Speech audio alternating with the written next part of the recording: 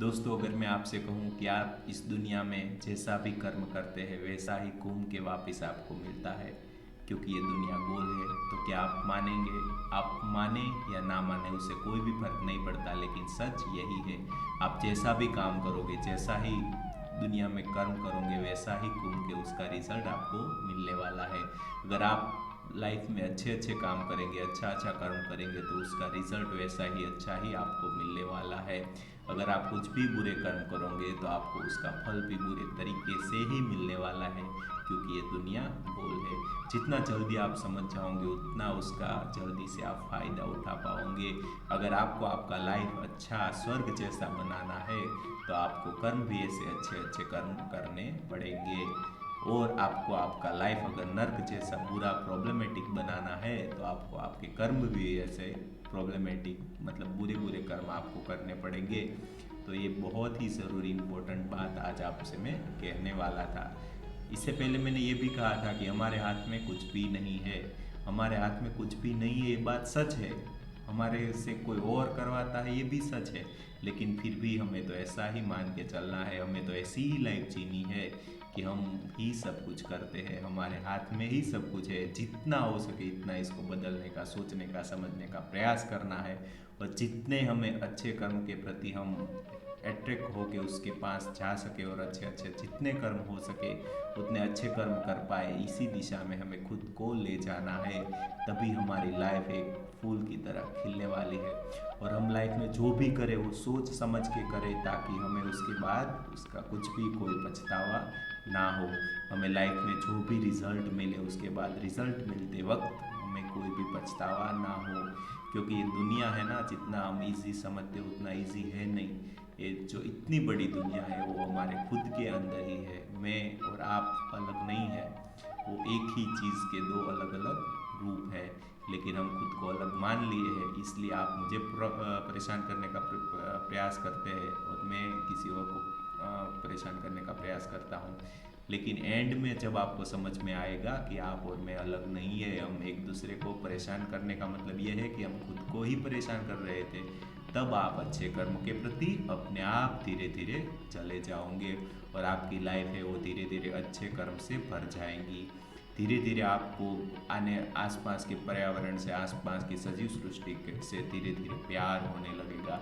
जब आप बाहर निकलेंगे तो आप सूर्य को ऐसे नमन करके देखेंगे और उसका आभार व्यक्त करेंगे, क्योंकि उसका कितना बड़ा रोल है आपकी लाइफ को अच्छा बनाने में, आपको हेल्दी रखने में। इस सूर्य को जितना हम नमन करें उतना कम है। जब आपको रात में कहीं आप अगर बाहर निकलते हैं, जब आपको मून को देखते हैं, जब आप चंद्र को देख जाते हैं कभी, तो उसके प्रति आप करुणा से भर जाएंगे, क्योंकि उसका बहुत ही बड़ा रोल आपकी लाइफ में है। उसका इतना इम्पोर्टेंट रोल है कि आपका जो मनुष्य शरीर है उसी को वो चलाता है। तो इसलिए आप धीरे धीरे जैसे जैसे सोचने समझने लगेंगे वैसे वैसे अपने आप करुणा से भर जाएंगे।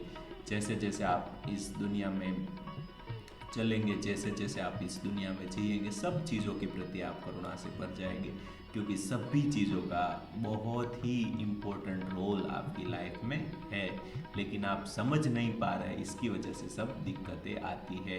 आप जो भी काम करते हैं, जो भी कर्म करते हो, अगर निष्ठा से, अगर सच्चे मन से, अगर दिल से, अगर 100% अपना दे के करते हैं तो आपको सफलता मिलनी तय है। आप सफल होते हैं नहीं होते कुछ भी इम्पोर्टेंट नहीं रह जाता है, लेकिन आपको अंदरूनी जो आनंद मिलता है, जो खुशी मिलती है, वही आपके लिए सबसे बड़ा रिवॉर्ड मिल जाता है। तो ये सब बातें आपको धीरे धीरे सीखनी पड़ेगी, समझनी पड़ेगी और लाइफ में उतारनी पड़ेगी। धीरे धीरे जैसे जैसे हमारी लाइफ को सोचने का, समझने का प्रयास करते हैं, वैसे वैसे हम हमारी एक सात्विक जीवन की ओर हम आगे बढ़ते हैं और हमारी लाइफ में हम थोड़ा स्पिरिचुअलिटी का इम्पोर्टेंट भी समझने लगते हैं। हम धीरे धीरे हमारी लाइफ में योग, प्राणायाम वगैरह को भी ढालते हैं, हमारी लाइफ को धीरे धीरे वैसा बनाने का प्रयास करते हैं। सुबह जल्दी से उठ के योग, प्राणायाम वगैरह करके मेडिटेशन करना बहुत ही इम्पोर्टेंट है, क्योंकि जैसे हम हमारे भौतिक शरीर को खाना खिलाते हैं, वैसे हमारे प्राण शरीर को, हमारे मनुष्य शरीर को भी जो एनर्जी चाहिए वो हमें ऐसे ही मिलती रहती है। लेकिन वो थोड़ा ब्लॉकेज हो गया है, तो उसकी वजह से हमारी लाइफ में कुछ प्रॉब्लम्स आते हैं, लेकिन धीरे धीरे जैसे जैसे हम मेडिटेशन करते हैं, हम इसका क्लिनजिंग प्रोसेस करते हैं, वैसे वैसे जो हमारा प्राण शरीर है वो वैसे वैसे वो क्लीन हो जाता है और धीरे धीरे अच्छी अच्छी एनर्जी से वो भर जाता है। तो हमारी लाइफ में हमें मेडिटेशन के रोल को समझना होगा। भगवान बाहर कहीं पे भी नहीं है, जितना भी ढूंढने जाएंगे उतना उससे दूर होते जाएंगे।